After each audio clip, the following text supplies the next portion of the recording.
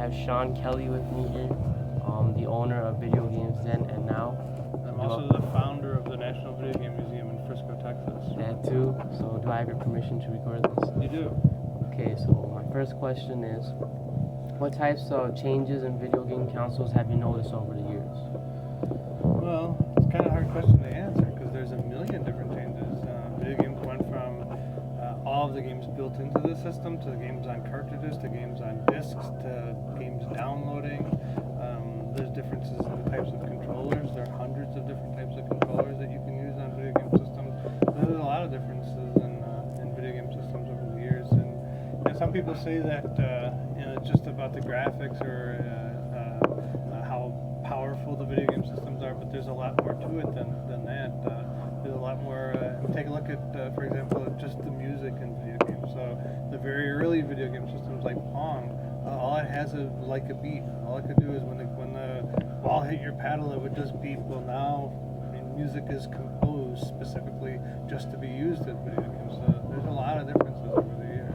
Alright, so my next question, how did video game consoles affect your everyday life? That's my living. That's how I feed my kids, is by buying, selling, trading, repairing video game consoles. So it's video games is like I said, it's my whole life.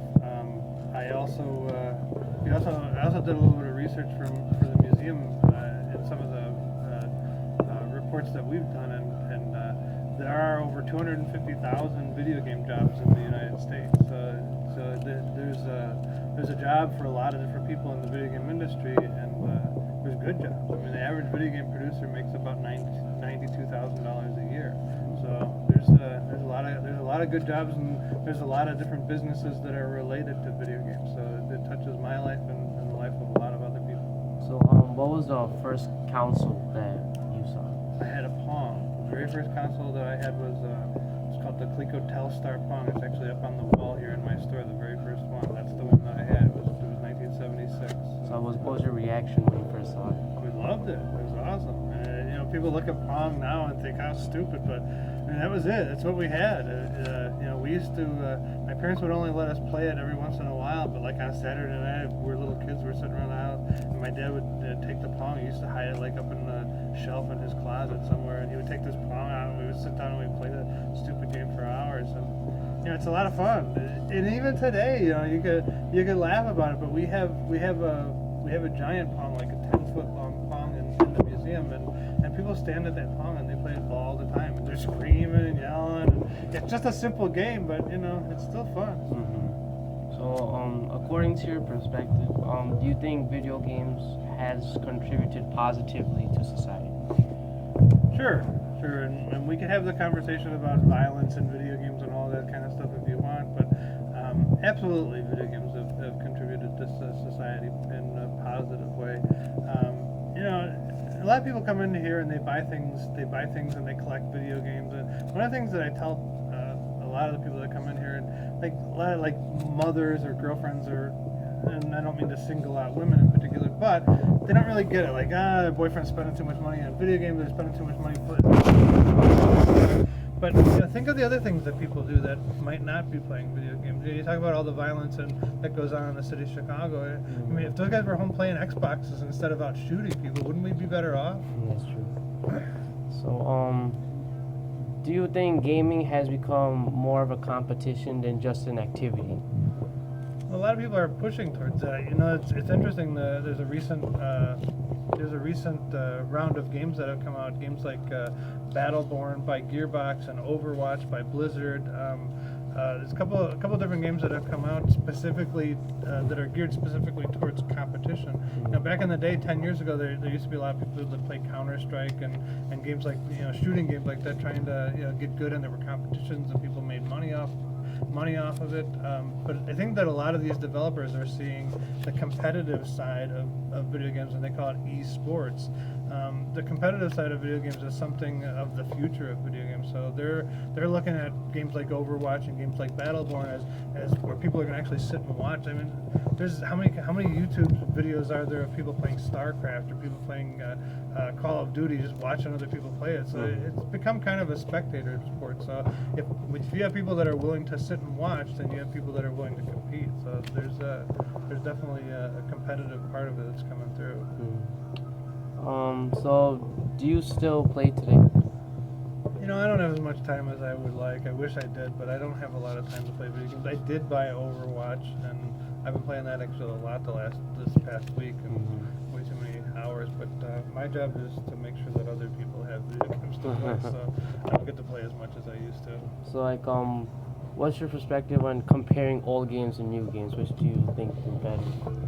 I don't think that you can say one is better than the other. What you can say is that there's a time and place for both of them.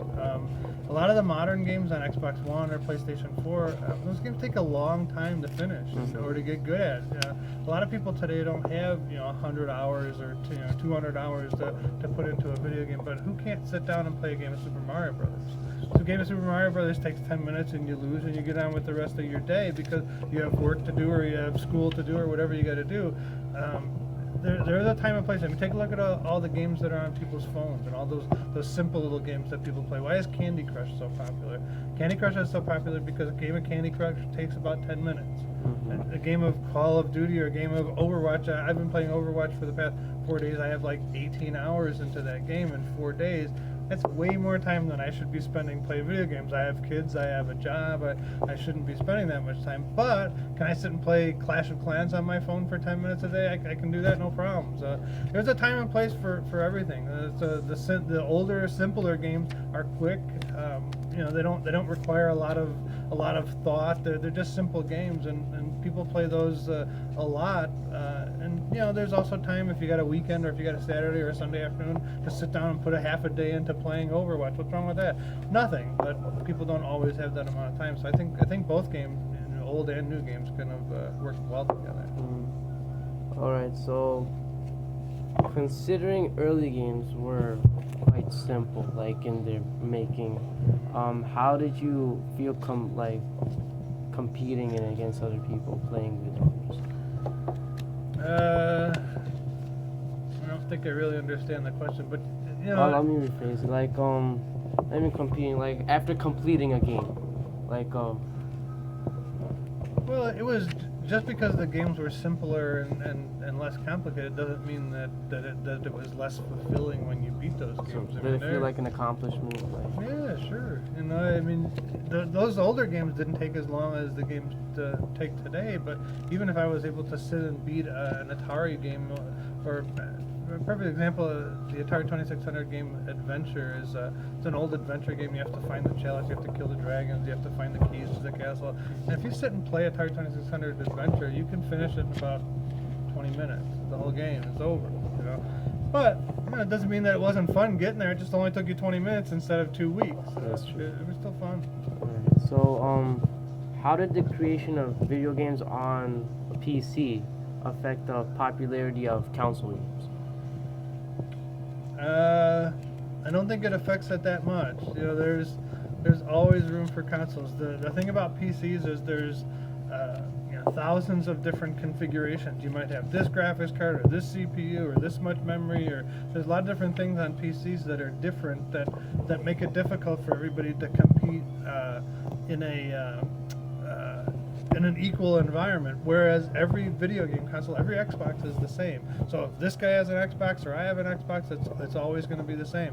PCs, they're always different. This guy might have a better graphics card, so he has a better picture, and it's easier for him to see than me, so maybe he's going to be better. But game consoles make everything even for everybody, so I don't think you're ever going to replace a game console with a PC.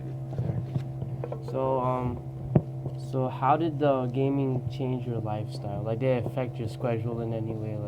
Did you have to change your schedule just to accommodate it? Me? No, a lot of people do though. Take a game like Minecraft. I know people that got so wrapped up in Minecraft, playing Minecraft for 12, 15, 20 hours a day that they lost their jobs. So there's some games that really that can really disrupt people's lives, or you can get so wrapped up or so addicted to them that they could cause problems in your life. I don't really do that. Okay, so have video games changed in compatibility over the years? So of being on PCs, consoles, all these consoles being made, Like, No, I don't think they really have. Back in the day, when you bought a video game for your system, it only worked on your system. What they did have back in the early days is, for example, one of the early systems was the Intellivision by Mattel Electronics. Television only played Intellivision games. People had Atari, they could only play Atari games. So what companies did back then was you would be able to buy an adapter for your Intellivision that would let you play the Atari games on it, in addition to the Intellivision games. They don't really do any of that anymore. It's not possible. But back in the day, they used to try and bring the other systems games. It would be like buying an adapter for your PS4 that lets you play Xbox One games. They don't do that sort of thing anymore, but they did back in the day. alright, so considering how many hours people put in playing games, do you think that some people look at it as a professional sport? Well, a lot of people would like it to be a professional sport, but not too many people get that far. There are some people that do. There's a guy named his Counter-Strike name was Fatality, and he got paid a lot of money. He endorsed mice and he endorsed graphics cards, and he made a lot of money as a professional video game player. But there aren't very many people that do. So, to what extent do you think violence in video games has affected the mindset of society for video games over time? Well, the thing about violence in video games is there are people that that can't separate what they see on their video game screen from reality, and those people have something wrong with them to begin with.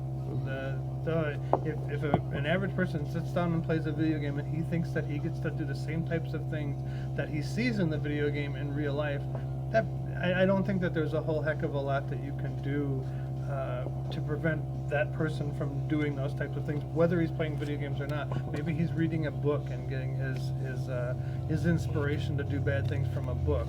Just because a video game, he happens to play video games, I don't think video games are changing any people. I think people that do bad things after playing video games are people that have a propensity to do bad things with or without the video games. How would you describe the quality of video games changing?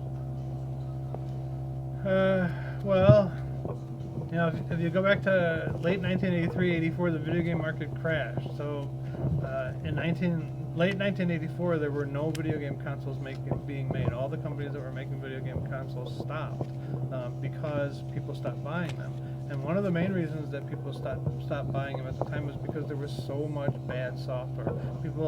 Games like E.T. for the Atari 2600 or Pac-Man for the Atari 2600, they came out and people had been waiting on them to wait on those games to come out for months, and those games sucked. People paid $50 and waiting for this game. It comes out and it just sucked. And that was happening too often. So back in late 1983, people just said, "I'm not buying them anymore." So the sale of video games, tanked, and the sale of video game consoles tanked, and people stopped buying them, and all the video game companies went out of business.